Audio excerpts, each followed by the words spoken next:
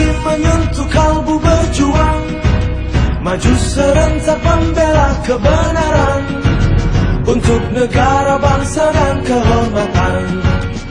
Hukum Allah tegakkan, hukum Allah tegakkan. Allahu Akbar, Allahu Akbar, Allahu Akbar.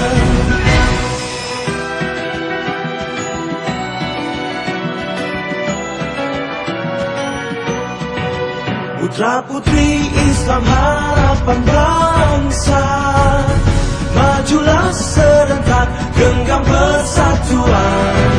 Kalam Tuhan, mari kita memuji, mari kita memuja, peganglah persatuan. Kalam Tuhan, kalam suci menyentuh kalbu berjuang, maju serentak mencapai kemenangan, untuk negara, bangsa dan keadilan.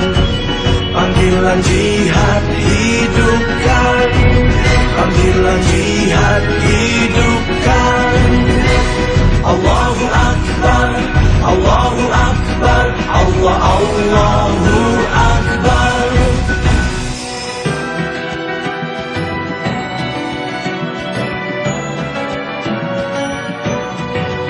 Pemuda-pemudi Islam bangunlah, panggilan jihad rampungkan, wasiat Rasul peganglah, harta dan jiwa serahkan. Bina persatuan, hindari perpecahan, persatuan. Kalam Tuhan, kalam ilahi menuntut persatuan, perpecahan melumpuhkan kekuatan, pertikaian menguntungkan musuh Tuhan.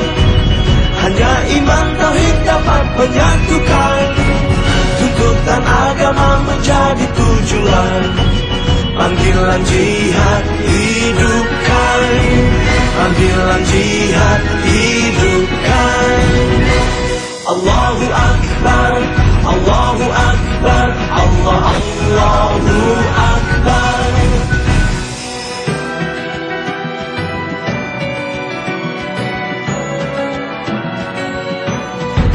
Wahai pemimpin umat, dengarlah, demi agama sadarlah. Hentikan pertikaian, ciptakan perdamaian. Hentikan pertikaian, ciptakan perdamaian, menuju persatuan. Kalam Tuhan, kalam ilahi menuntut persatuan, perpecahan melumpuhkan kekuatan, pertikaian menguntungkan musuh Tuhan. Hanya iman dan tauhid yang menyatukan, tuntutan agama menjadi tujuan. Panggilan jihad hidupkan, panggilan jihad hidupkan. Allahu Akbar, Allah